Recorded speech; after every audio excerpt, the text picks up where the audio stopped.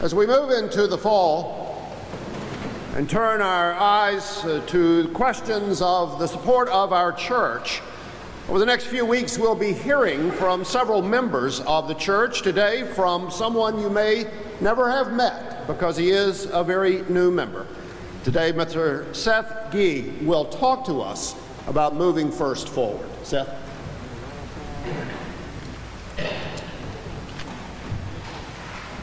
So as Reverend Jesse said, I'm here today to talk to you about stewardship and about how we can move First forward. I've never been great at telling stories, so I'm going to give you the punchline first. There is a Native American proverb that says, "We do not inherit the earth from our predecessors. We borrow it from our children." As I've attended First and have taken part in moving First forward, I realize that we as a church have been given two great gifts. First, this beautiful building where we worship every Sunday.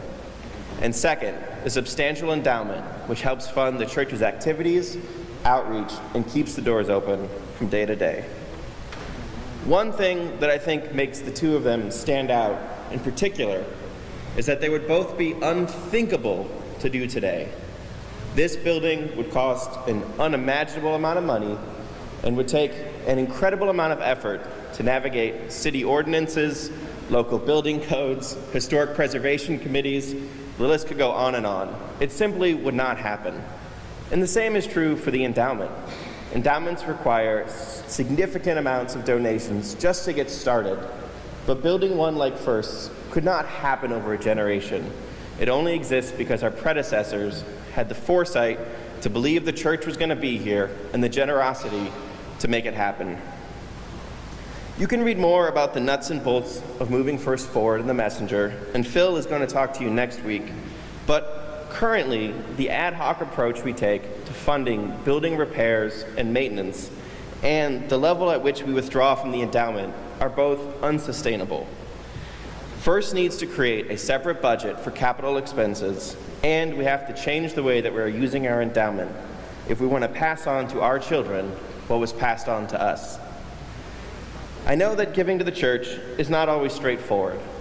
When I first started attending, I had recently graduated. I didn't have a good idea of my income, my expenses, what my budget looked like. And so I didn't feel comfortable making a commitment each week.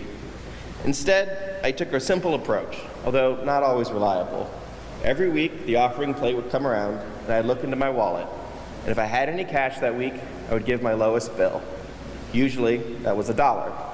And some weeks would come and I wouldn't have any cash because it's 2017 after all, and I wouldn't give anything. So in total, there were probably a couple months when I gave $1 or $2.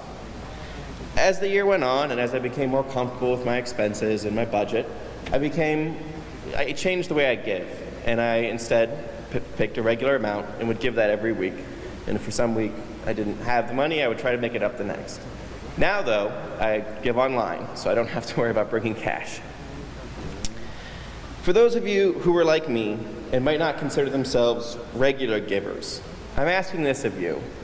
Think about what you gave over the last month, 2 months, 6 months, and add that up for a year. Then I'm asking that you communicate that amount to the church through a giving card. It's not a binding commitment. No one's going to come knocking on your door asking why you didn't live up to something you wrote down. But it is tremendously helpful for the church to understand what people are thinking they're going to give, where the money is coming from. It lets them figure out, what groups are pledging, what groups are involved in the giving of the campaigns. And so we're going to ask that you consider if you could do this. Once again, it's not a commitment, and no one's going to come asking why you didn't live up to it. For those of you who are already giving and pledging, we would first like to thank you for all the support you gave.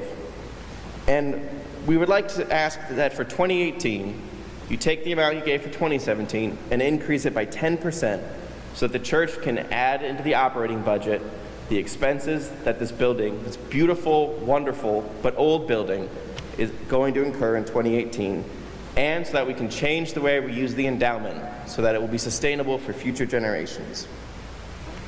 With the help and support of everyone here, I know that we can meet these goals so we can pay back our children in full for what we've already borrowed from them.